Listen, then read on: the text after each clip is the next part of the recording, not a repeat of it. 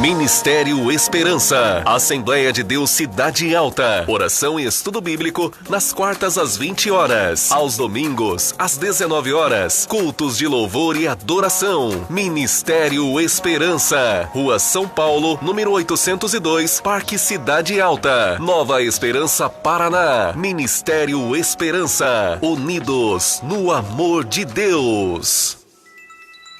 Fale com o Ministério Esperança. 449-9945-0202. E-mail diretoria1@msn.com. Facebook Assembleia de Deus Cidade Alta e também pelo Donizete Silva Zete. Fale com o Ministério Esperança pelo WhatsApp 449-9945-0202.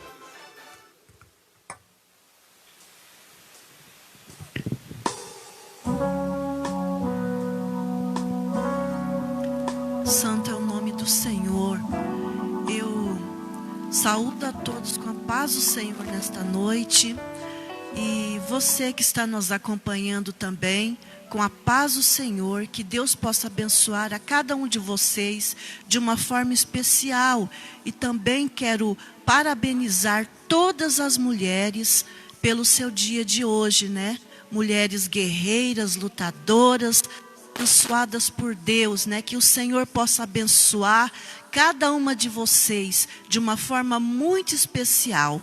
Vamos orar nesta noite, agradecer ao Senhor por estarmos aqui reunidos na presença dEle, pois Ele é maravilhoso, Ele é merecedor de honras e glórias, e aqui estamos para enaltecer o nosso Deus. Senhor Jesus, somos gratos a Ti, amado Deus, por este momento que Tu nos concede de estarmos reunidos na Tua presença, pois Tu tens sido muito bom para conosco, Senhor. Nós não somos merecedores das bênçãos que temos recebido de Sua parte, pois Tu és o nosso Deus, o nosso Pai amoroso, que tem velado pelas nossas vidas, que tem nos olhado a cada dia, que tem nos abençoado, que tem nos honrado com a Sua presença. Obrigada, Senhor, pelas Tuas bênçãos. Obrigada, amado Deus. Eu quero pedir a Tua bênção a muitos que estão nesta noite com os corações enlutados. Deus de poder, vá de encontro a essas pessoas que necessitam de Ti, amado. Estenda suas mãos de bênção. Dá paz, Senhor. Dá sabedoria, Senhor amado. Tu és aquele que tudo pode. E tudo nós colocamos em Tuas mãos, amado Deus. Graças damos a Ti. Amém, Jesus. Aleluias. Nós agradecemos a Deus por essa oportunidade que Ele nos dá, o privilégio, a satisfação de estarmos aqui. Que Deus possa abençoar a todos os irmãos, as irmãs. Hoje nós temos a presença feminina aqui da igreja, que bom. Aqui as nossas irmãs estão aqui conosco. Estamos sentindo falta de alguns irmãos. Nós tivemos, infelizmente, esse final de semana, um acidente aqui em Nova Esperança, que vitimou um rapaz. E aí alguns irmãos foram dar assistência, tem irmãos que estão envolvidos também, aí das famílias, e não estão aqui nessa noite. Nós já oramos nessa oração inicial para que Deus conforte o coração das famílias enlutadas, porque sempre a perda ela é bastante complicada, principalmente, né, numa situação, né, que é uma vida jovem ainda, e quando se trata de acidente, coisa que ninguém espera. Então, de fato, é uma situação bastante complicada, mas é evidente que Deus, Ele é poderoso para nos consolar e nos ajudar. Portanto, a você, meu amigo, amiga, seguidor, seguidora das redes sociais, graça, saúde e paz, seja sobre a sua vida, onde quer que você esteja e vá. Eu sou Donizete, e juntamente aqui com a pastora Ruth, esse culto de louvor e adoração ao Senhor nosso Deus. Aos irmãos que estão aqui nessa noite, as irmãs, fiquem à vontade. Você que está nos acompanhando já pelo Facebook, pode também ficar à vontade, compartilhar, curtir aí o nosso vídeo, a nossa página, nos seguir, para que todas as vezes que nós tivermos publicações, você possa ser abençoado. Você pode também fazer o seu pedido de oração, ajudar-nos com a sua oferta, com o seu dízimo e doações. Na descrição do vídeo estão as informações institucionais com os nossos contatos e dados bancários, para você assim proceder conforme o que você sentir no seu coração. Hoje, pastora Ruth, é o Dia Internacional das Mulheres, não é isso? É isso. Parabéns aí pelo seu dia. Obrigada. As nossas irmãs que estão aqui, as que estão acompanhando a gente também, que Deus possa abençoar grandemente a vida de vocês. Por conta disso, nós vamos fazer um culto diferente. Nós vamos cantar 2 músicas da harpa cristã, e aí depois nós vamos falar um pouco acerca do mulheres e homens, né? Esses relacionamentos tão complicados que a gente tem, que não deveria ser, mas a gente quer falar um pouco, porque o Dia Internacional da Mulher, ele é um dia bastante importante, não só para as mulheres, mas para os homens também, e toda a sociedade, para a gente trabalhar um pouco de reflexão e tentarmos, como Jesus ele nos ensinou, melhorar um pouco o mundo, né? Deixar o mundo menos violento, né? Os homens menos violentos, e esse é o papel que a igreja tem. Então, depois dessa música, acho que nós vamos cantar um só, né, Ruth? Vamos cantar um, porque são já 19h57, então para a gente ter tempo de dialogar aí com o pessoal, a gente trabalha mais ou menos 1 hora de celebração.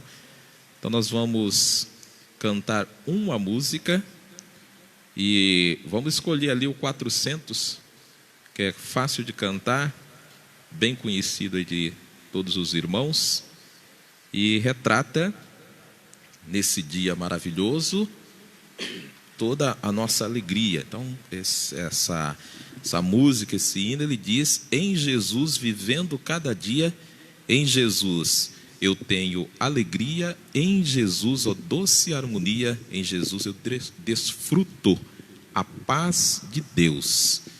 Então essa alegria que nós queremos celebrar junto com as irmãs, com as mulheres de todo esse planeta.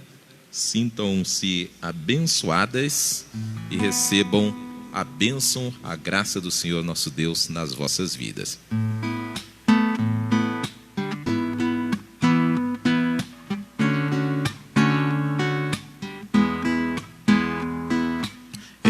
Jesus, vivendo cada dia, em Jesus eu tenho alegria, em Jesus, ó doce harmonia, em Jesus desfruto a paz de Deus, em Jesus, na rocha inabalável, em Jesus, no homem comparável, em Jesus, no Deus tão adorável, em Jesus, o mal não temerei, em Jesus, a graça é infinita, em Jesus, ó bênção inaudita, em Jesus, minha alma é bendita, em Jesus eu tenho salvação,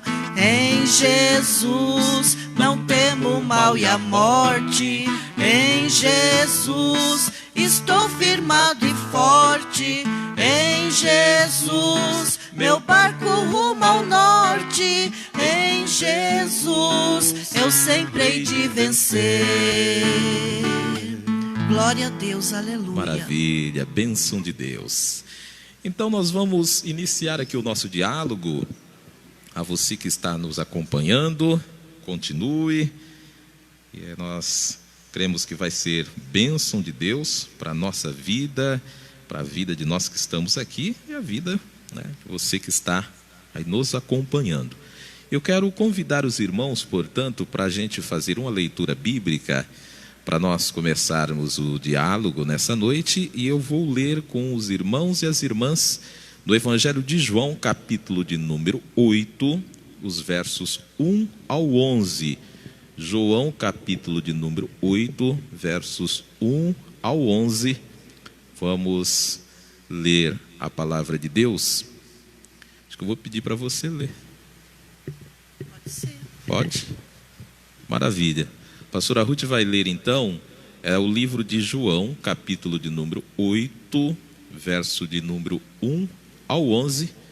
Vamos acompanhar com bastante atenção. Pode. Sim. Depois todos foram para casa, mas Jesus foi para o Monte das Oliveiras. De madrugada, ele voltou ao pátio do templo e o povo se reuniu em volta dele. Jesus estava sentado, ensinando a todos. Aí, alguns mestres da lei e fariseus levaram a Jesus uma mulher que tinha sido apanhada em adultério e a obrigaram a ficar de pé no meio de todos. Eles disseram: Mestre, esta mulher foi apanhada no ato de adultério. De acordo com a lei de Moisés, de acordo com a lei que Moisés nos deu, as mulheres adúlteras devem ser mortas a pedradas. Mas o Senhor, o que é que diz sobre isso? Eles fizeram essas perguntas para conseguir uma prova contra Jesus, pois queriam acusá-lo. Mas ele se abaixou e começou a escrever no chão com o dedo. Como eles continuaram a fazer a mesma pergunta, Jesus endireitou o corpo e disse a eles: Quem de vocês estiver sem pecado, que seja o primeiro a atirar a pedra nesta mulher.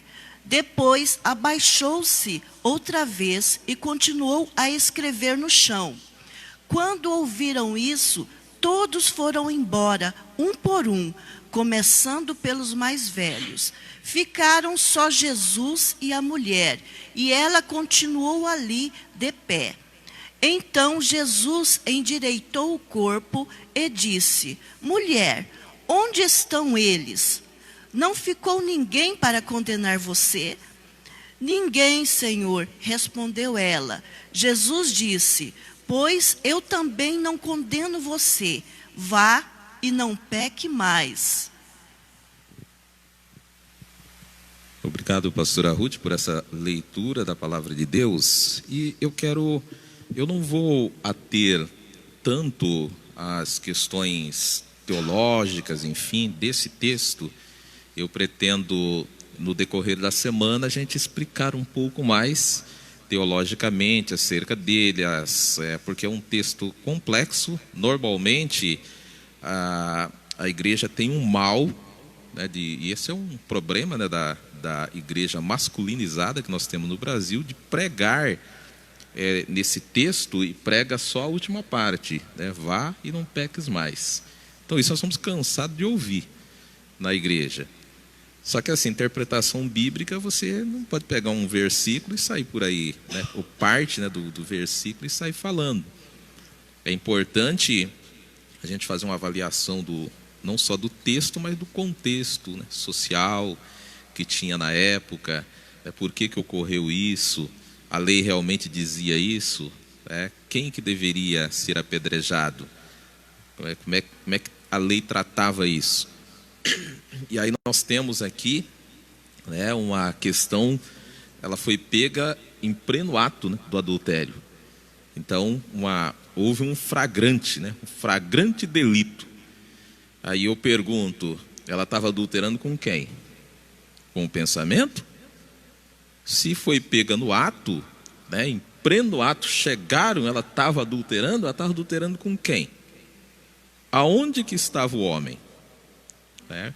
Para a gente pensar. Aonde que estava o homem? O homem não teria que ser apedrejado também, como dizia a lei? Ou só a mulher teria que ser apedrejada?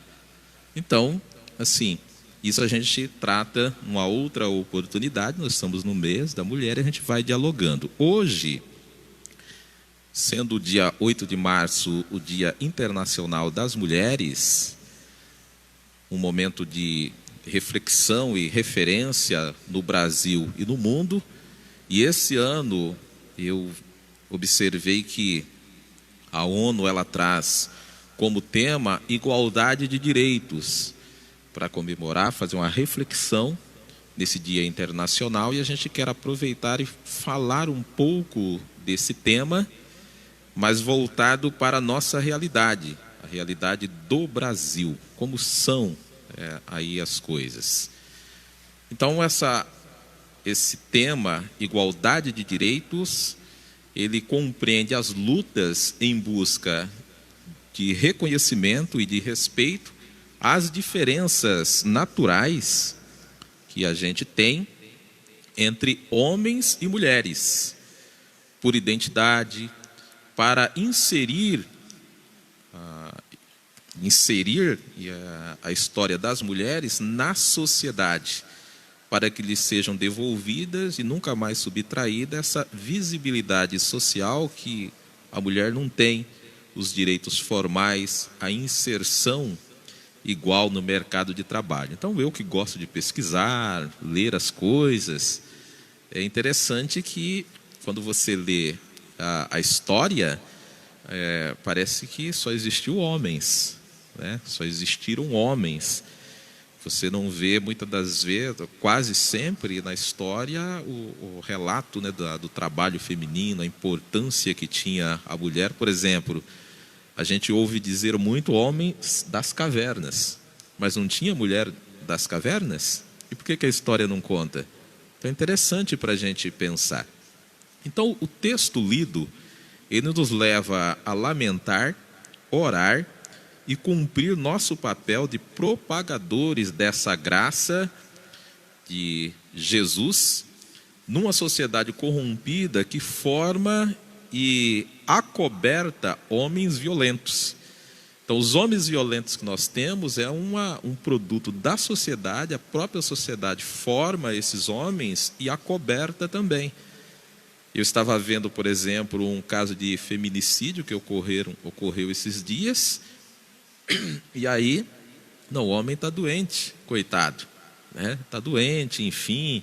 Então a sociedade às vezes quer fazer essa proteção, né? Então temos dificuldades, né? Então a absolvição da mulher adúltera, esse caso que nós lemos, é uma afirmação de Jesus para a igreja deixar o legalismo. Não podemos continuar no que se refere à relação masculina e feminina, preocupados com o legalismo, fechar os olhos para as atrocidades que ocorrem, inclusive dentro das igrejas, e dizer que deve ser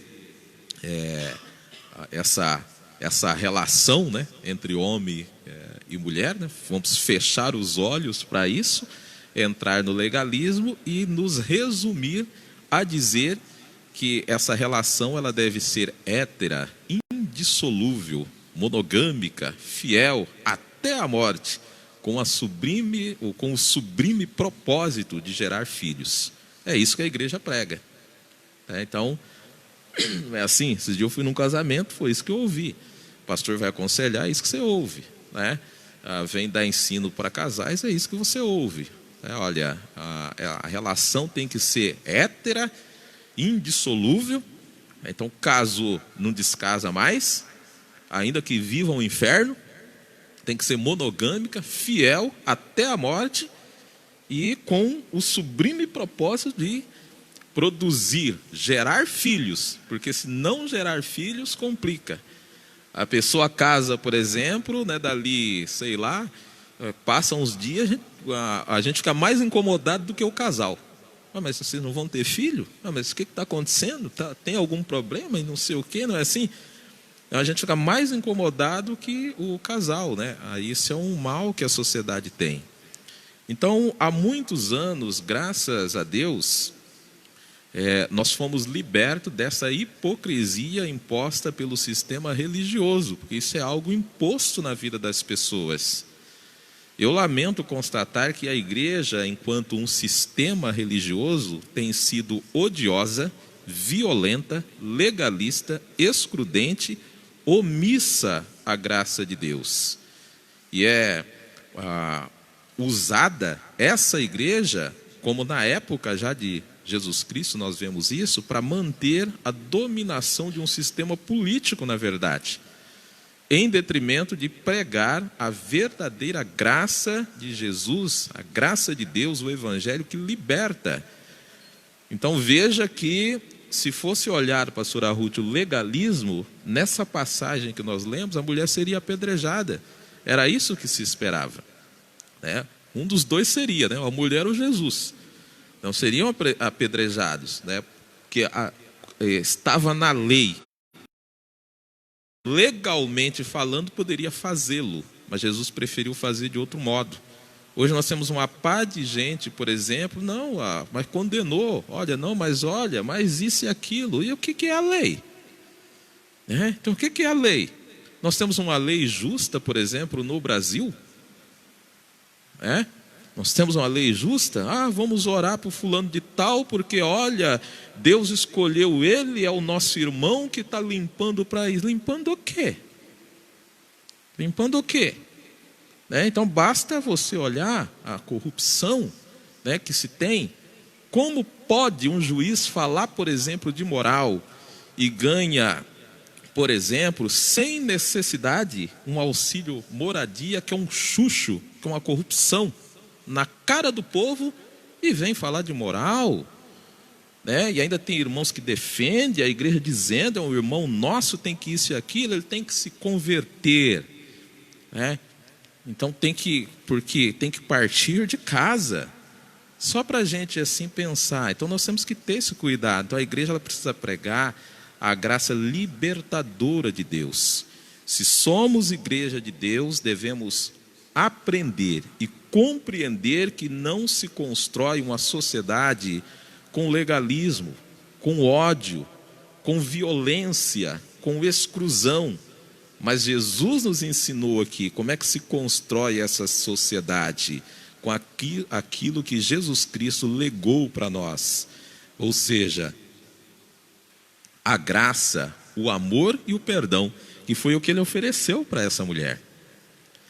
Então, é sob essa perspectiva de graça, do amor, do perdão, que eu passo a abordar a violência contra a mulher, que permanece como um dos principais obstáculos para a efetiva igualdade de direitos entre homens e mulheres.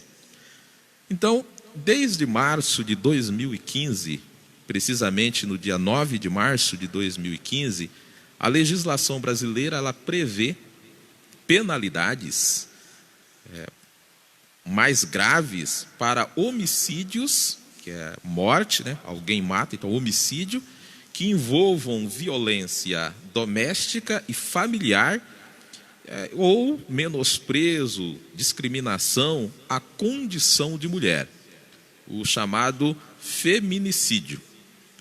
Em 2019, aí eu fui dar uma olhada em algumas pesquisas, em 2019 registrou-se 3.739 homicídios de mulheres no Brasil. Então, quase 4.000 mulheres foram mortas no Brasil. E aí, desse número, nós tivemos uma redução em relação a 2018. 2018 morreu mais mulheres, então cerca de 14% a mais. Porém, desses 3.739, 1.314 são feminicídios, contra 1.225 em 2018 e 1.047 em 2017. Então nós tivemos em 2019 um aumento de 7% no número de feminicídios no Brasil. A cada 7 horas, uma mulher é vítima de feminicídio. E aí nós temos inúmeros casos. Aqui em Nova Esperança, por exemplo, vai haver um novo julgamento de um caso que aconteceu. Eu li, por exemplo, na semana passada um caso que aconteceu em Curitiba. Uma colega minha foi assassinada em Paranavaí no início desse ano. Então, assim, você tem essas dificuldades. E no Paraná, esse índice é ainda maior. Foram 51 mortes em 2017, 61 em 2018 e, pasmem, 89 assassinatos em 2019. Né? Então, aumentou bastante. Os casos mais comuns desses assassinatos ocorrem por motivos como separação e são praticados, lógico, por homens. E aí, nós podemos ficar... Você já imaginou 4.000 pessoas, 4.000 mulheres morrendo? É uma coisa assustadora. E a gente acaba focando nesses assassinatos. Só que tem coisa pior ainda, que a gente pode dizer. Porque outra questão que às vezes não resulta em morte, mas é tão grave quanto o feminicídio, e são os crimes ocultos, escondidos, ocorridos entre 4 paredes, nas igrejas e nas residências das famílias tradicionais, a chamada violência doméstica. É onde acontecem esses problemas. Exatamente, nas igrejas e nas residências. E aí a gente tem dados acerca disso. Por exemplo, dados divulgados pelo Anuário Brasileiro de Segurança Pública, que é uma publicação do Fórum Brasileiro de Segurança Pública, que compila, junta diferentes indicadores de criminalidade. Em 2018, o Brasil atingiu o recorde de registro de lesões corporais dolosas em decorrência de violência doméstica. 263 mil casos ocorreram no Brasil. Ou seja, a cada 2 minutos, pastora Ruth, uma mulher, ela se desloca até uma delegacia de polícia para denunciar que ela tinha sido agredida pelo companheiro. Isso lá em 2017. Então, 263 mil casos. No Paraná, que é o estado onde nós estamos, por exemplo, em 2017 foram 14.149. Em 2018, 16.021 mulheres procuraram os órgãos de polícias para registrar a violência sofrida dentro de casa. Hoje eu estava conversando com a minha mãe e ela falando, do perigo das estradas. Eu falei, mãe, as maiores violências que ocorrem é dentro de casa, com pessoas conhecidas. Então, está aqui a amostra. Também em 2018, o Brasil registrou ainda recorde de registro de estupros, por exemplo. Foram 66 mil vítimas. Dessas 66 mil vítimas, 82% eram mulheres, sendo que metade delas, ou um pouco mais, 54% delas, tinham menos que 13 anos de idade. Aí veja só, que é o chamado estupro de vulnerável. A pessoa não conhece as coisas, não tem condição de avaliar, e os homens aproveitam dessa situação para estuprar as meninas. Então, de toda essa situação, cerca de 76% delas foram estupradas por um conhecido. Então não é ninguém estranho, é um conhecido. É alguém que é do círculo de amizade, familiar, que a menina conhece, e ela acaba sofrendo essa violência por essa pessoa. Então, se esses dados assustam, que são inaceitáveis, a gente deve considerar ainda uma coisa, que esses dados, a gente diz que eles estão subnotificados, porque inúmeras vítimas não denunciam a agressão, não é assim? Então ela sofre a agressão, mas ela acaba não denunciando porque conhece o autor da violência e tem medo da retaliação.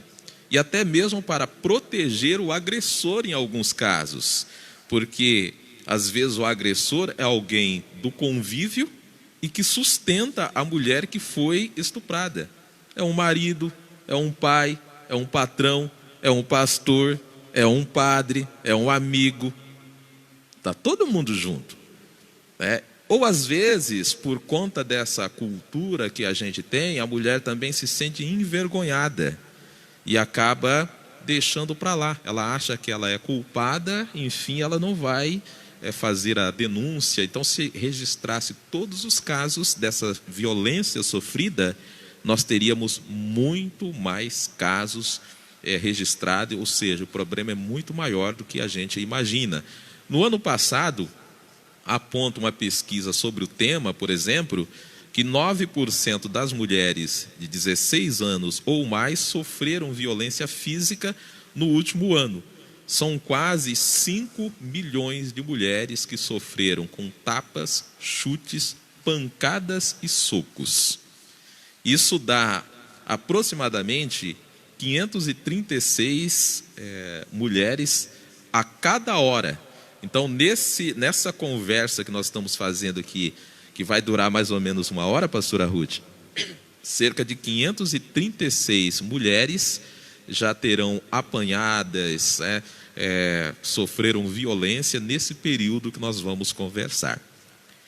Destas, cerca de 76% foram agredidas por conhecido.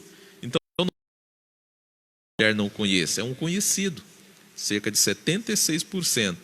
E 42% dessas agressões são dentro de casa. Então, quase metade das agressões ocorrem dentro das 4 paredes. Então, eu observo que a pesquisa, ela trata ainda, veja como é grave, porque a pesquisa, ela trata essa questão da violência física a partir de pelo menos um tapa. Então, só vai contabilizar se eu der um tapa na Ruth. Aí contabiliza, né, como violência doméstica. Só que aí, assim, o inferno no lar, né, da chamada família tradicional, fica mais evidente se nós considerarmos, além disso, que a pesquisa ela cita, a violência psicológica, o assédio moral, como interrupção da fala. A mulher está falando, por exemplo, em um ambiente, em casa, o homem levanta a voz, né, e faz ela se calar. É uma violência, uma falta de respeito, xingamentos, humilhações, menosprezo, discriminação, falta de cuidado e ajuda na realização das tarefas domésticas e educação dos filhos e filhas. Então, se nós colocarmos isso na conta, né, em vez de ser um lar, é um inferno, um verdadeiro inferno. Então, esse é o problema que a gente tem, né? E a gente precisa, enquanto igreja, formadores de opinião, nós precisamos falar disso, alertar as nossas mulheres para fazer a denúncia, e não pode deixar que esses casos, né, eles fiquem no anonimato, porque é muito triste. Começa com primeiro interrompendo a voz, humilhando, aí depois vai para o tapa, vai para o soco, e daqui uns dias, se você não tomar providência, você vai morrer, porque o homem ele é violento, ele vai te matar. Então, atenção, mulheres, mude de atitude, de vida, né? Saia dessa prisão, tire esse inferno da sua vida e da sua casa, e os homens também. Olha a gravidade disso. Eu dei uma olhada numa pesquisa acerca dos homens, para a gente ter uma ideia de como que nós estamos. Então, foi feita uma pesquisa o ano passado pela Natura, G1, Papo de Homem, ouviu cerca de 40 mil pessoas em todo o Brasil, homens e mulheres, obviamente a maioria homens, e foi publicada o ano passado, cujos dados têm muito a ver com a minha vida, né, e com a sua vida. Você, homem que está me acompanhando, que vai assistir, olha só como é que nós estamos. Você, pastor, que fica no púlpito falando um monte de coisa, né, às vezes sem embasamento, sem um conhecimento, enfim. Olha só, que tragédia que é a vida masculina, a vida feminina no Brasil hoje. Nós estamos falando de Brasil. Então, 7 em cada 10 homens, isso dá 74% mais ou menos, afirmam terem sido ensinados na infância e adolescência a não demonstrar fragilidade. Então, se o homem é macho, ele não pode demonstrar essa fragilidade. Apenas 2% dos educadores são homens. Então, você vai na escola, por exemplo, quantos homens tem educando, ensinando, sendo professores? Apenas 2%. Eu fui ensinado que dar banho em criança, cuidar da casa, é coisa de mulher. E que o homem não chora. Não é assim que a gente ensina? Fui incentivado a brincar de bola, armas, ganhava carrinhos e orientado a estar sempre no meio dos meninos. Então, onde as meninas estavam, onde as mulheres estavam conversando, eu não podia estar. Eu tinha que estar lá no meio dos homens. Passei a minha infância toda vendo apenas mulheres como educadora. O primeiro professor homem que eu vi foi quando eu cheguei no ginasial e na faculdade. E ainda em áreas exatas, como matemática, ciência, física, por exemplo, dentre outras, que são áreas tidas como profissão para homens. Então, essa é a profissão para homens, porque é da matemática, que saem os engenheiros, e assim por diante. Então, ali tinha alguns homens ensinando. Mais da metade dos homens, 51%, declaram ter o pai como principal referência de masculinidade. E aí nós temos um grande problema, porque o pai, o padrasto, o tio, o pastor, o padre, o amigo, quase sempre é o autor da violência doméstica que nós vimos lá atrás. Então, o mesmo que faz a violência, é o mesmo que vai ser a referência para o filho. E aí, claro, nós vamos reproduzir isso, o filho ele vai reproduzir aquela violência que essa figura paterna, que é referência, vai repassar para ele. Então, apenas um em cada 10 homens, então você pega 10 homens, apenas um conversou com o pai sobre o que significa ser homem. Eu, por exemplo, meu pai nunca me falou o que significava ser homem. Nunca me falou. Então, a sociedade corrupta e a igreja legalista me adoeceu. Me adoeceu. Porque até um certo tempo eu pensava como os homens pensam hoje. Eu falava e agia como os homens, a sua maioria, agem hoje. Então, essa sociedade corrupta, e quando eu vim para a igreja, aquele legalismo da igreja me adoeceu, me educou para ignorar a dor, para competir e defender a figura de provedor da família, sob o discurso que Deus fez assim: homem e mulher. O homem é o cabeça, o profeta, o provedor. A mulher deve cuidar da casa, ser submissa ao marido e educar os filhos. Repetimos isso dias e dias, horas e horas. É muito bonito, não é? O problema é que tudo isso, na prática, conforme nós vemos nesses dados, torna o homem infeliz, por nos impedir, como homem, de dar e receber afeto, cuidado e carinho. Eu, por exemplo, não lembro de ter dado ou recebido um abraço no meu pai. né? Eu não lembro de ter, pego, né, na mão do meu pai. Eu não lembro de ter sentado, por exemplo, com meu pai e dialogado sobre qualquer aspecto da vida. Eu não lembro do meu pai chegando até eu, vou casar agora, pai. E aí ele chegar e falar, olha, como é que é essa questão aí, né, e tal, o que você pretende, o que você acha do casamento? Não lembro. E assim são os pais.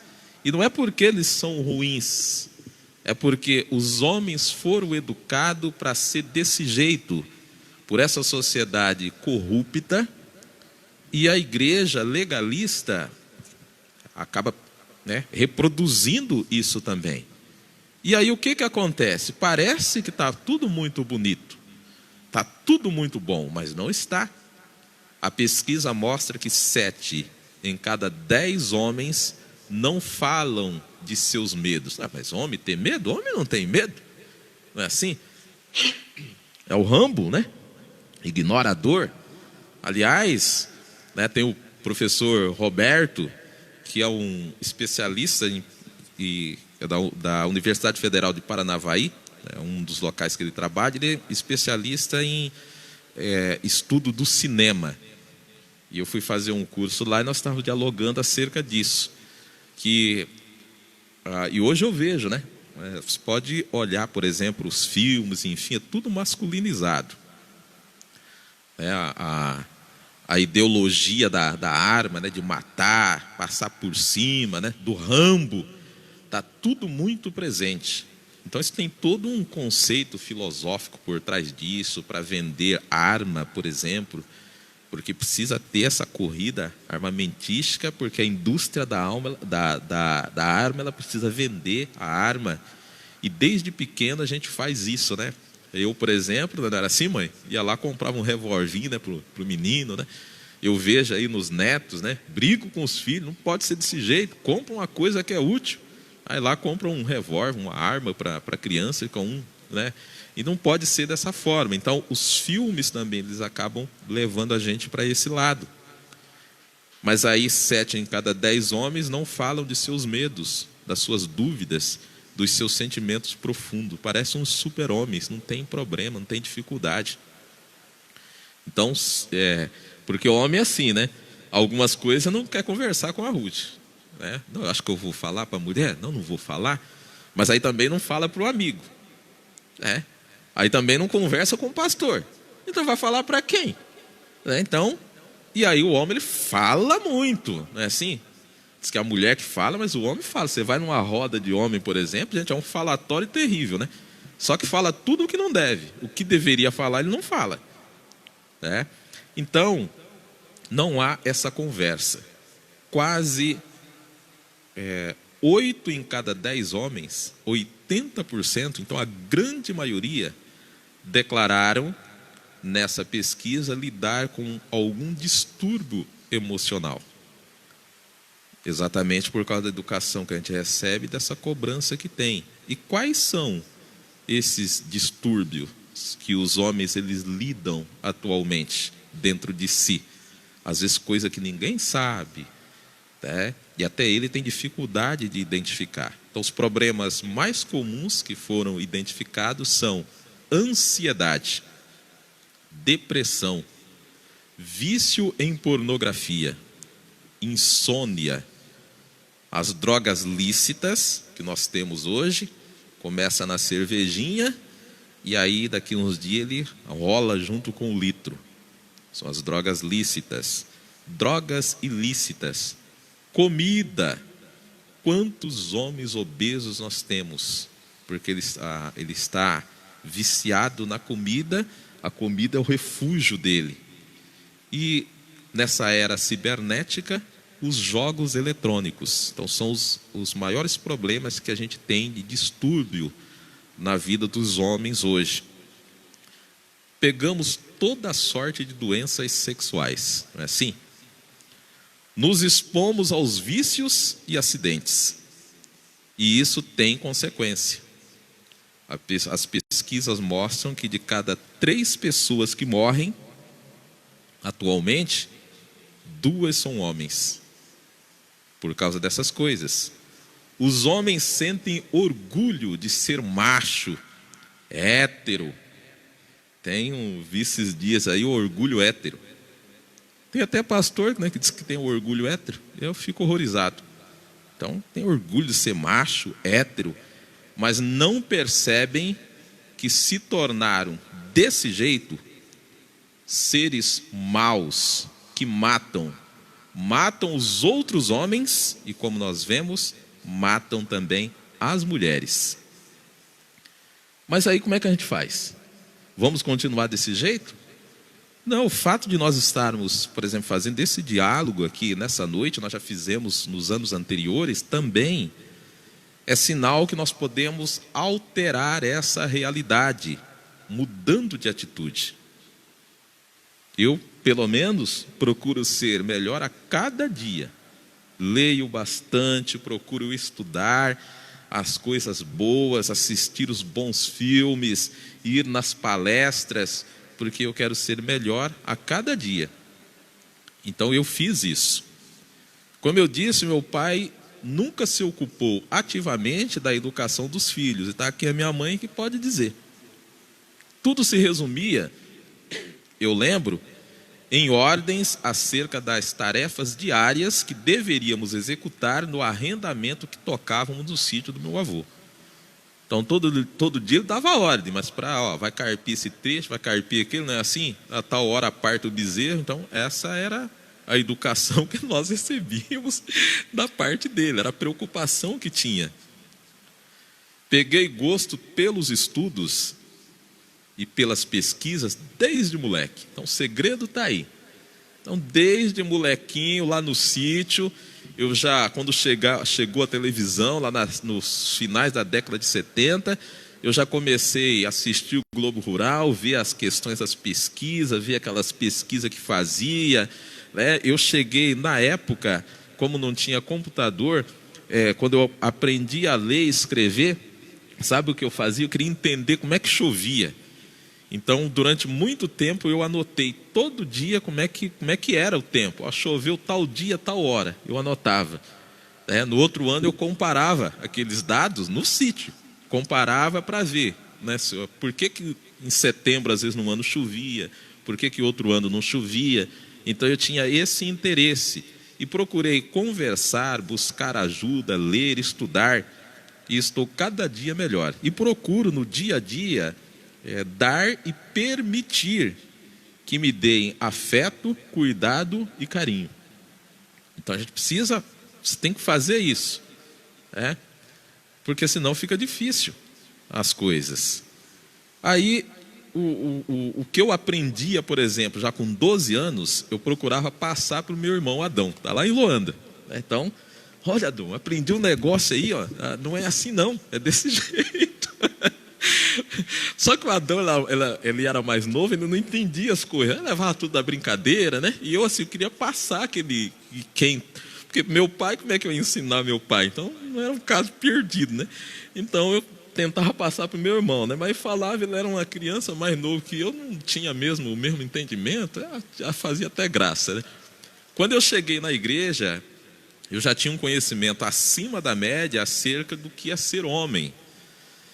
Mas do meu jeito, o que gerou alguns conflitos, por exemplo, na igreja. Eu era diferente dos outros homens da igreja, eu pensava diferente dos outros jovens.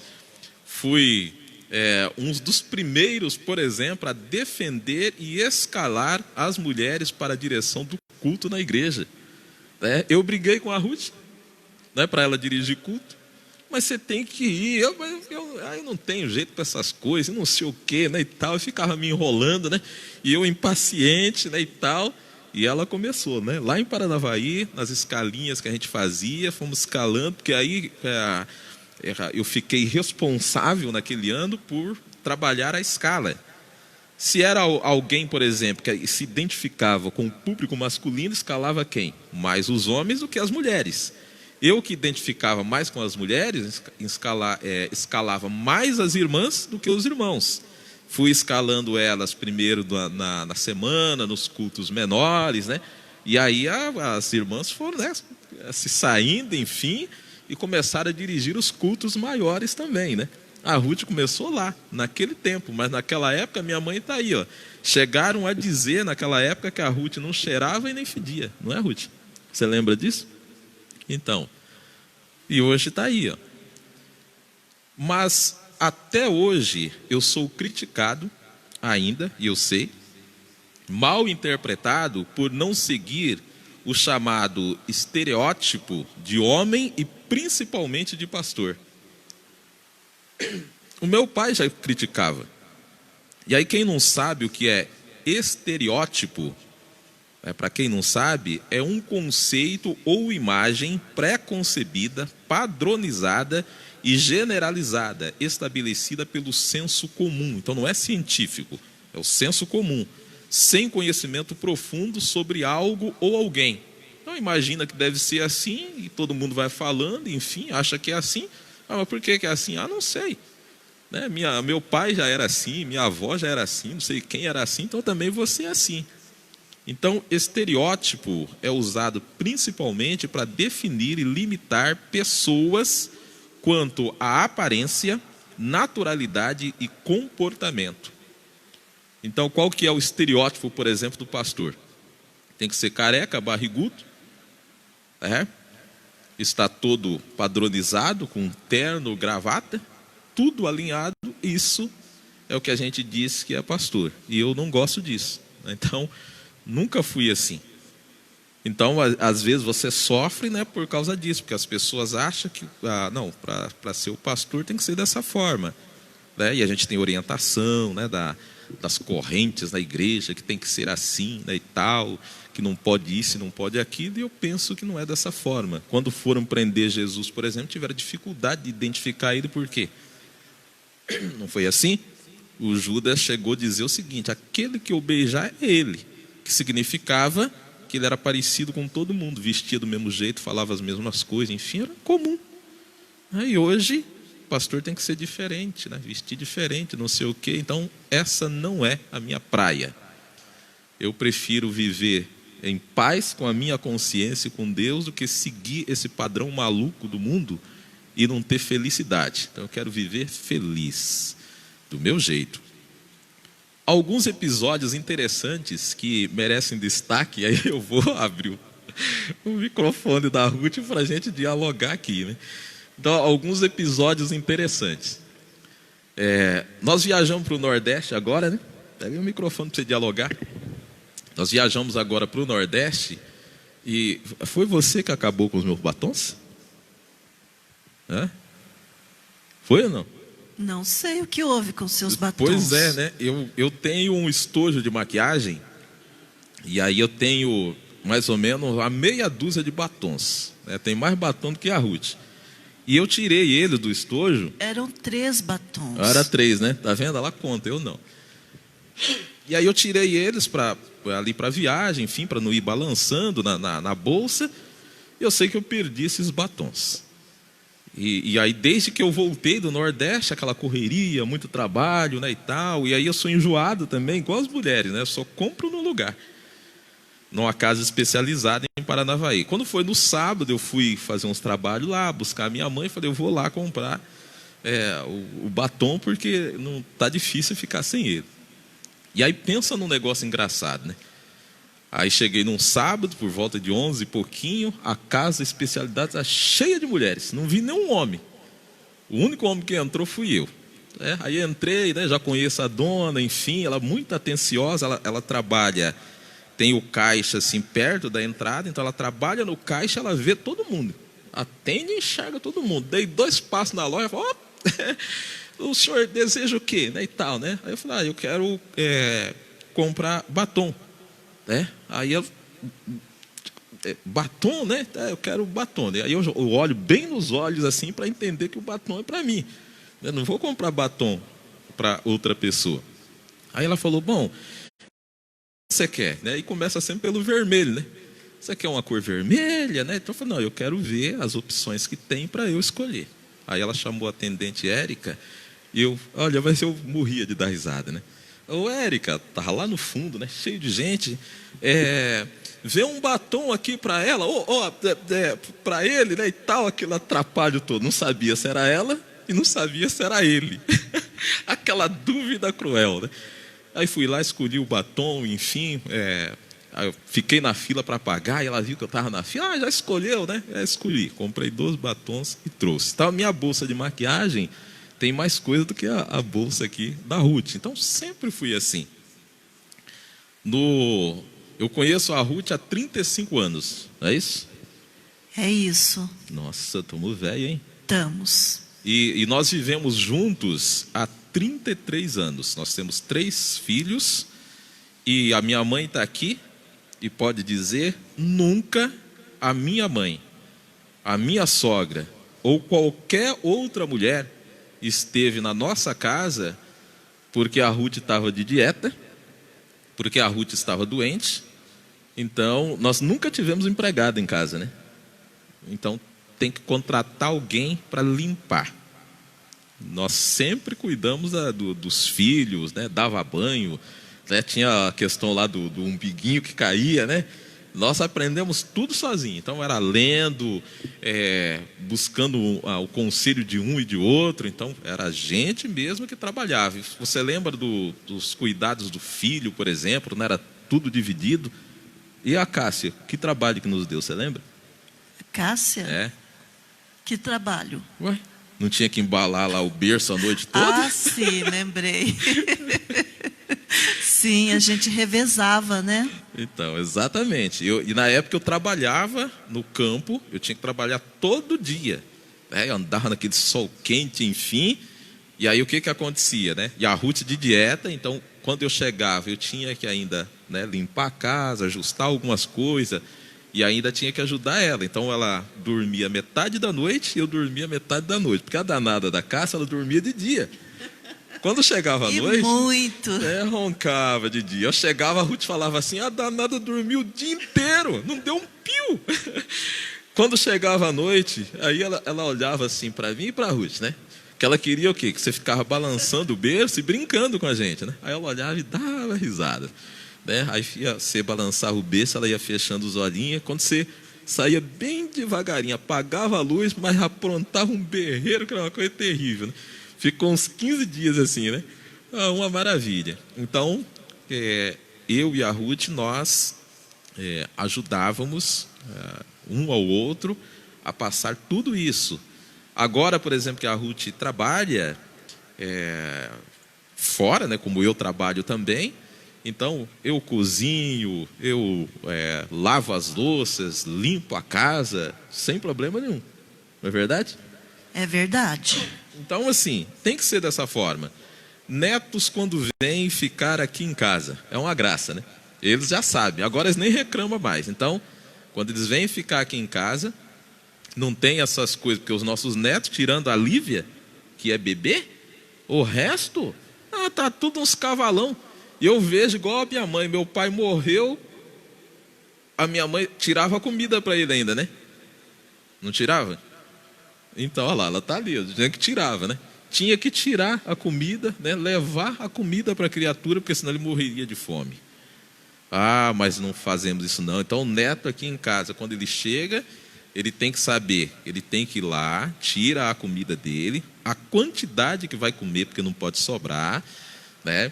Aí come ali a comida, e depois que come, todo mundo já sabe, não pode ficar resíduo no prato e tem que colocar o pratinho dentro da pia, não é fora, tudo dentro da pia, um dentro do outro, né, certinho, encaixa tudo certinho, coloca a colher por cima, fica do jeitinho de lavar. Aí, quem menos lava aqui e cozinha é a Ruth. Aí... ultimamente é assim. Não, mas sempre foi. Aí o que acontece? Não, mas agora é mais, ele tem cozinhado mais. Tá vendo? Estou melhorando. Aí o que acontece? Os netos, independente do gênero, eles todos ajudam a limpar, organizar a casa e lavar as louças. Aí se eu perceber que tem uma confusão, por exemplo, os meninos estão escorando nas meninas, que a gente deixa meio que naturalmente, né? Se a gente vê que está havendo uma confusão, um escorando no outro, aí eu faço uma escalinha, de maneiras que todo mundo vai fazer. Então, acaba o problema e todo mundo trabalha e é uma bênção. A família custou acreditar, né, nessas coisas, não é verdade? Nós fizemos, mas a gente fez escola. Né? Alguns homens da família, eu vejo hoje, já cozinham, ajudam, e isso é muito bom. Mas há um tempo atrás, eu fui almoçar na casa de uma prima, lá em Paranavaí, e aí, como a gente faz aqui em casa, terminei de almoçar, peguei o pratinho e fui levar na pia. Cheguei lá, não tinha condição de colocar o prato na pia, porque o almoço era bastante gente, cada um foi trazendo, né, suas louças e colocando ali em cima, não tinha nem condição de colocar. Aí olhei, como tinha os apetrechos para lavar, catei e comecei a lavar. Lava, né? Olha, o primo, que já gosta de dar risada por qualquer coisa, ele não conseguia falar. E ria, foi lá, chamou todo mundo, e vieram, tiraram foto, filmaram, parecia que tinha inventado a roda, encontrado um ouro, né? E eu sempre fiz aquela coisa, mas para eles foi uma grande descoberta, porque onde já se viu um homem lavar louça? Eu faço isso desde garoto, porque a minha mãe que está aí, o que eu ensino para os meus netos e filhos, a minha mãe me ensinou também. Eu trabalhei vários anos num posto fiscal, em vários postos fiscais, né?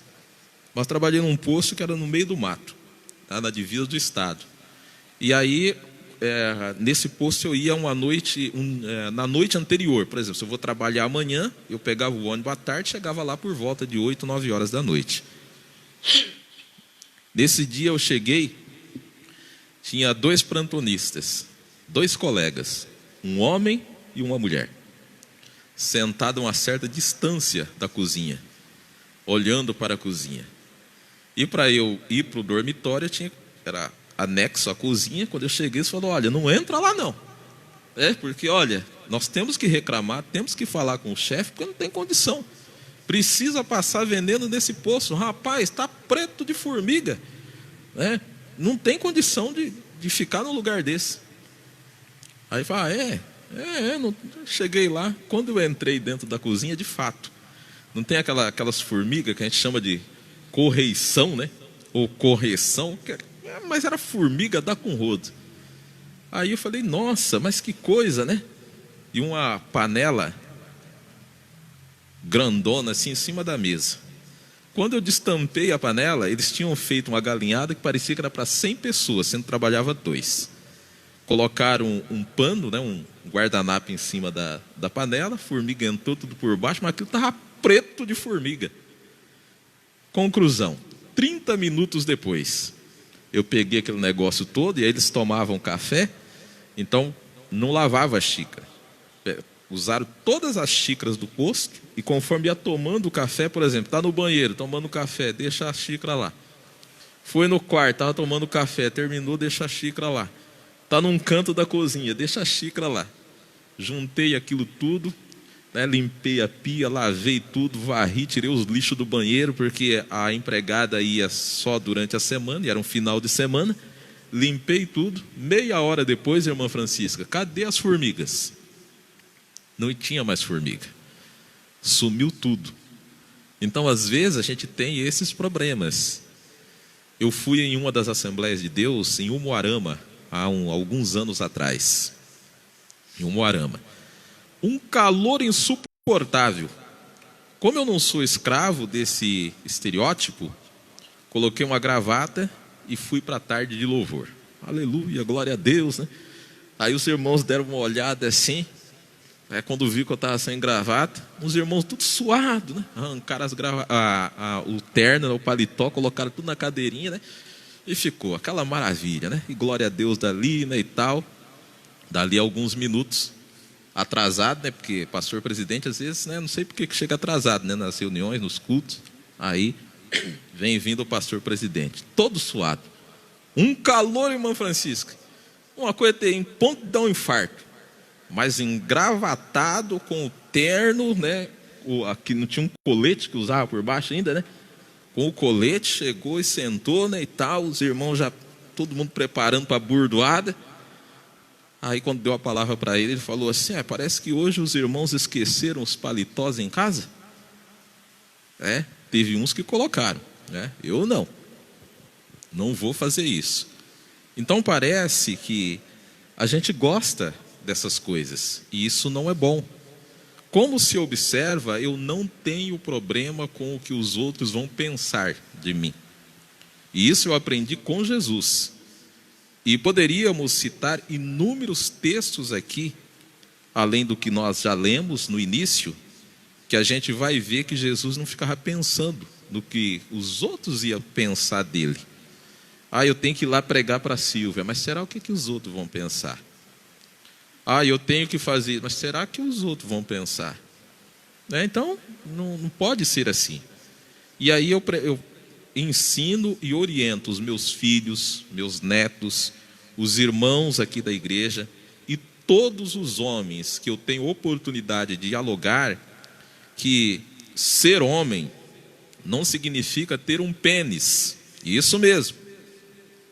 Ser homem não significa ter um pênis. De preferência o maior e mais atuante do mundo. Assediar, fazer piadas e brincadeiras de mau gosto sobre a mulher. Vestir-se com cores azuis, porque agora está na moda. Meninos vestem azuis, o azul. Dizer ter orgulho de ser hétero e afirmar pertencer à família tradicional. Isso não é ser homem. Devemos viver a nossa vida, as relações, sem preconceito, sem a preocupação de estar enquadrado no que a sociedade doente ou outro homem vai pensar de mim. Cristo deseja nos libertar também do estereótipo, essa coisa de ter que provar para as pessoas o tempo todo, irmã Silvana, que somos homens, que somos macho, do jeito que as pessoas pensam, imaginam que nós deveríamos ser. Na cultura judaica, para a gente concluir, acreditava-se que a mulher ela tinha o poder de desviar o coração do homem. Tem uma referência lá, 1 Reis, capítulo 11, os versos 1 a 6. As mulheres eram valorizadas por sua capacidade de gerar filhos. Quanto mais criava, mais poderosa, mais valorizada era a mulher. Não ter filhos era considerado maldição. Aí nós temos inúmeras referências, né? Gênesis 29, Deuteronômio 25, tem o caso da Raquel, né? Dá-me filhos ou morro. Então, tem inúmeras referências. Os homens doentes e corrompidos pelo pecado, incluindo muitos que estão dentro da igreja, porque os dados da pesquisa apontam para a igreja também. Então o homem está dentro da igreja, e quantas violências têm ocorrido dentro das igrejas? Então esses homens doentes e corrompidos pelo pecado, eles estão dentro da igreja também, embora se dizem religiosos. Então esses homens, eles podem não aceitar, a sociedade pode não aceitar, a igreja pode não aceitar, mas é evidente que, para além de ajudar a cuidar de casa, para além da submissão ao marido e para além de educar um filho, Jesus, por meio da graça, ele aboliu leis, costumes que excluíam mulheres, pobres, doentes e estrangeiros, dentre outras classes, que passaram a ter vez e voz na igreja e na sociedade. Então isso é muito difícil para algumas pessoas, para algumas dominações entender. Mas é isso que Jesus Cristo fez, quando ele agiu daquela forma com a mulher. Portanto, a você, homem, que ouviu esse relato, que nós fizemos com bastante calma, devagar, para você entender, procura refletir nesse Dia Internacional da Mulher, o que você está fazendo em relação à mulher. E não basta, como eu, fazer diferente e ficar quieto. Nós temos que abrir a boca e falar. E isso a gente não faz só aqui na igreja. No nosso dia a dia nós questionamos. Há muitos anos atrás, por exemplo, os meus filhos eram pequenos ainda. Eu trabalhava em um local e aí um colega, ele chegava todos os dias e me contava uma situação que ocorria na vida dele. E eu dizia o seguinte para ele: rapaz, olha, não deve ser assim, né? Você precisa cuidar, porque se a sua esposa fazia a mesma coisa, você vai gostar? Não, mas não vai fazer porque eu não sei o quê, né? E tal. E ele contava, muita gente dava risada dos homens. Era um grupo de homens que a gente ali estava, e quando reúne os homens, vocês imaginam o que sai, né? Muita gente dava risada. E eu sempre ponderando algumas coisas. Olha, gente, não deve ser dessa forma, né? Isso pode ter alguns problemas, enfim. Você porque você é crente, não sei o quê. Não é essa a questão. Que a gente precisa pensar. As coisas que a gente faz têm consequências. Quando foi um belo dia, esse cidadão estava quieto num canto. Não queria almoçar, né? E aí quando é assim, ninguém quer conversar com a pessoa. Será que bicho mordeu ele? Aí chegaram para mim, vai lá conversar com ele. Será o que aconteceu? Porque hoje ele está estranho, diferente, né, e tal. Não veio para a roda, não, sei lá, está lá. Aí saiu todo mundo para trabalhar, enfim, eu fui lá conversar com a criatura. Aí ele falou: você tinha razão. Olha, aconteceu exatamente, né, o que você me falou. Falei: pois é. Mas eu falei para ele: mas nem tudo está perdido. Você vai matar ela agora? A vontade é de matar. Falei: como é que você vai? Você está falando um negócio desse? Na situação que você está. Então você tem que matar primeiro você, para depois matar ela. Porque você começou a desordem. Eu não te avisei? Pois é, né, e tal, eu devia ter pensado melhor, né? Falei: mas nem tudo está perdido. O que você deve fazer? Procure dialogar com ela. Chega lá, conversa com ela, enfim. Aí o que ele me diz? Mas o que o povo vai dizer? Falei: mas que povo? Você tem que estar olhando o povo? Você tem que olhar para a sua vida. O que o povo tem a ver com vocês? Mas os parentes. O que parente tem a ver? Você tem que cuidar da sua vida, criatura. Mas assim, se de tudo você acha que o povo é tão complicado e os parentes são tão complicados, e se você de fato ama ela, ama a sua família, se fosse eu que era você, então eu ia morar em outro lugar, refazer a vida em outro lugar, um lugar que ninguém conhece vocês. Agora, quem tem que definir é você. Aí foi interessante, né, que no outro dia ele não veio trabalhar, sumiu. Pediu as contas e mudou. Pediu as contas e mudou. E Deus abençoou grandemente a vida dele, né, no outro lugar, criou juízo, né, e seguiu o conselho. Então é isso.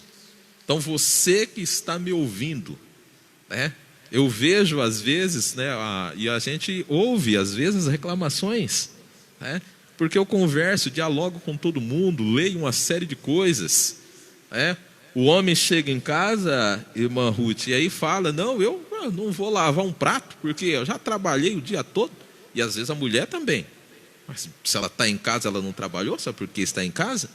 Aí não quer lavar um prato, né? Já chega, joga a bota no meio da casa, enfim, né?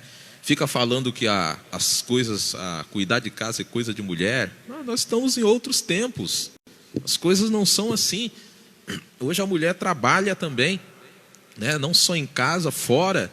E não vai cair a minha mão, né, se eu ajudar em algumas tarefas, procurar fazer as tarefas de casa ali também e ajudar. Então você que está nos ouvindo nesse Dia Internacional da Mulher, você homem, dá uma olhada para esses dados. Você vai continuar vivendo infeliz? Você vai continuar não demonstrando afeto, não abraça ninguém, não beija ninguém, não pega na mão de ninguém por causa de preconceito de sociedade? Ah, não sou assim não. Eu havia marcado um negócio e eu tinha esquecido. Aí eu falei, mas o que era um negócio importante para eu falar? E eu lembrei agora, né? Há muito tempo atrás, foi em 1900, lavar algumas coisas, 1995 mais ou menos, quando eu ainda tinha a ideia legalista da igreja, e eu estava estudando, eu encontrei uma colega em frente ao Banestado de Paranavaí.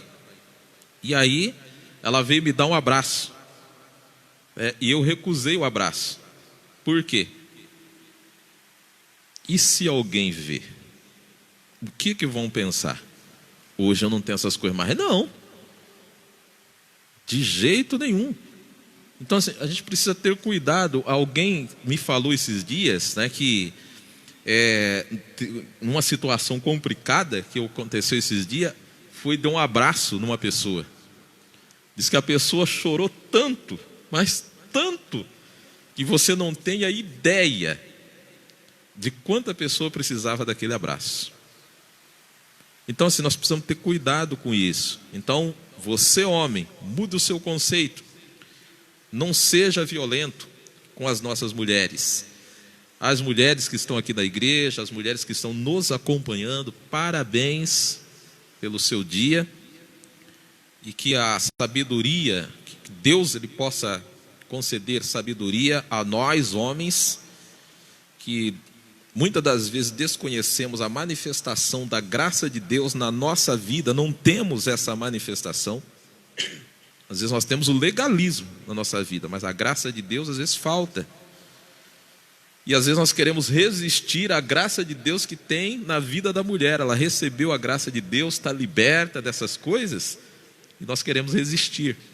Então que a gente possa ter esse entendimento e saber que a graça de Deus é conhecimento que liberta mulheres e principalmente homens de uma triste e horrível caixa comportamental imposta pela tradição da sociedade. Eu tenho uma colega que ela sempre fala que a nossa vida é cheia de caixinha. Ela diz que a mulher tem a caixinha dela, né? Mas ela sempre me fala que a caixa do homem é muito mais complicada. É um negócio terrível. Então vamos sair dessa caixinha, deixa esse negócio para lá e vamos viver a vida de uma forma maravilhosa. Pessoal que segue-nos aí as nossas publicações, né? Vê que a gente brinca, não é assim, ô pastora Ruth? Brinca, fala com todo mundo. Nós não temos essas coisas, né? Porque é assim que Deus ele quer que a nossa vida seja. Então vamos respeitar as nossas mulheres. Não podemos pregar o ódio, pregar a morte. Nós temos que pregar e defender a vida.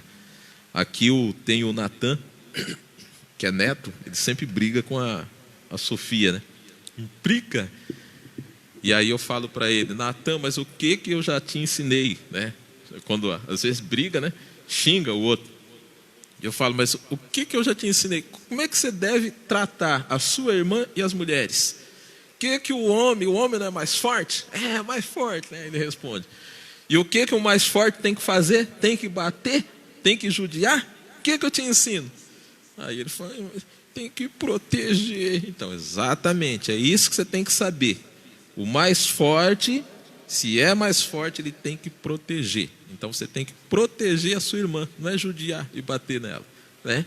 E aí isso nós vamos ensinando, né, para os homens, né? Embora eu discordo dessa questão de mais forte, né? Enfim, mas assim, se é mais forte, não é mais forte para bater, para arrebentar.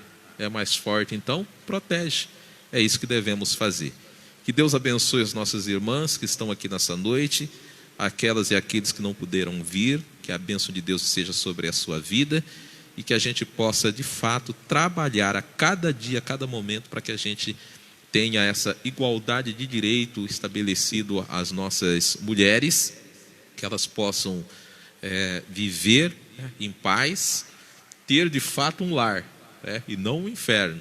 Então precisa de fato ter um lar, trabalhe para isso, para que tenha um lar, e dialogue.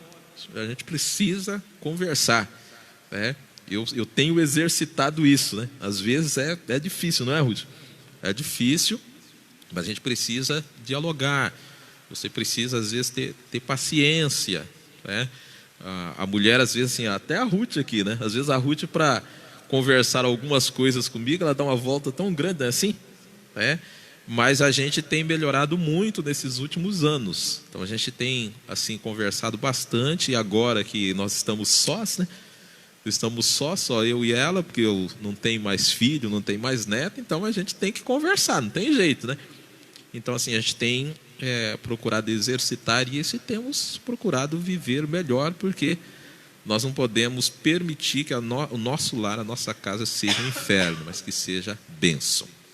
Eu quero orar por você, homem, orar por você, mulher, e que a gente trabalhe para diminuir esses terríveis índices que nós estamos vendo aqui. As irmãs que estão aqui na igreja, o vídeo fica gravado, durante a semana a gente edita também alguns trechos interessantes, né, para mandar aí para os grupos, para a gente ir trabalhando, né, a sociedade, porque não é só o homem, nós temos problema na mulher também, e isso às vezes eu sofro também, porque as mulheres às vezes não entendem também a forma que esse homem diferente ele age, né? Porque a mulher às vezes ela quer o quê? Aquele homem que bate mesmo, né, e tal, não é assim, né? Porque ela quer aquela coisa, ela acostumou com aquilo, né, e tal, e não é assim, né? Então não pode ser dessa forma. Até essa daqui, ela às vezes me cobra algumas coisas, né? Ela me cobra, eu falo para ela: bom, então você quer então que eu faça a arminha, né? Quer que eu faça a arminha, então, né? Que eu seja aquele homem tradicional? Não, Deus me livre, tá bom assim, então. Então é o pacote inteiro, minha filha. Então é assim, né? É o jeito Zete de ser, né? Se você vai vir aquele pacote diferente de antigamente, ela não quer não, né? Ela diz que prefere o Zete de hoje, né? Não quer aquele Zete de antigamente. Então é assim, sempre melhorando, e é bênção de Deus. Querido Deus, nós louvamos o teu nome, te glorificamos por essa oportunidade que nos deste, o privilégio, a satisfação de nós estarmos juntos nesse dia importante para a nossa reflexão, que é o Dia Internacional das Mulheres. Pedir por mulheres e homens, meu Deus, que a tua graça que liberta de todas essas tradições, esses costumes malignos, a tua graça possa ser exercida na vida de homens e mulheres. Não é possível, ó Deus, que nós, enquanto igreja, nós possamos concordar com essa matança que há entre homens, entre mulheres, que muito nos preocupa, e a gente acompanha inúmeros casos, ó Deus, dessa desgraça que muitas das vezes assola a vida das famílias e tem trazido muitas preocupações, tem destroçado as famílias, e nós queremos, ó Deus, trabalhar para que eliminemos, ó Deus, esse pecado das nossas vidas, da vida das famílias, da vida das igrejas, da vida das pessoas, que nós possamos te adorar, como nós cantamos no início, ó Deus. Nós queremos viver alegres em Jesus, vivendo cada dia essa alegria, não com a preocupação do que A ou B vai pensar e deduzir da nossa vida, porque afinal de contas, a minha vida, o Espírito que habita em mim, eu devo, Senhor, a minha vida, devo esse Espírito a Ti, que é Senhor de todos nós. Tu é quem nos conhece, Tu é quem nos formou, Tu é quem sabe, Senhor, do profundo e escondido. Tu conheces, Senhor, a vida desse homem, dessa mulher, que muitas das vezes, ó Deus, está oprimido, muitas das vezes, Senhor, está com todas essas problemáticas que nós enumeramos aqui nessa noite e muito mais. mas a gente acredita, ó Deus, que quando o homem, quando a mulher olha, recebe a tua graça, não há condenação, não há exclusão, mas há acolhimento, há perdão, há a construção de uma nova vida.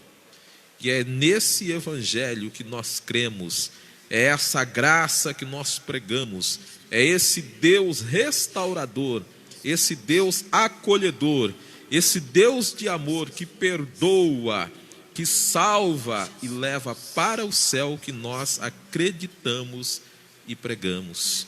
No nome de Jesus, nós queremos agradecer por esse culto, pela presença das irmãs que estão aqui conosco. Agradecemos também, Senhor, por aqueles, por algum motivo não puderam chegar até a igreja, que Tu possa abençoar cada um e cada uma, que tenhamos uma semana abençoada, no nome de Jesus, é a nossa oração. Amém. Que o amor de Deus Pai, a graça de nosso Senhor e Salvador Jesus Cristo, a comunhão do Espírito Santo, seja com todos nós, hoje e para sempre. Amém. Está terminado no nome de Jesus.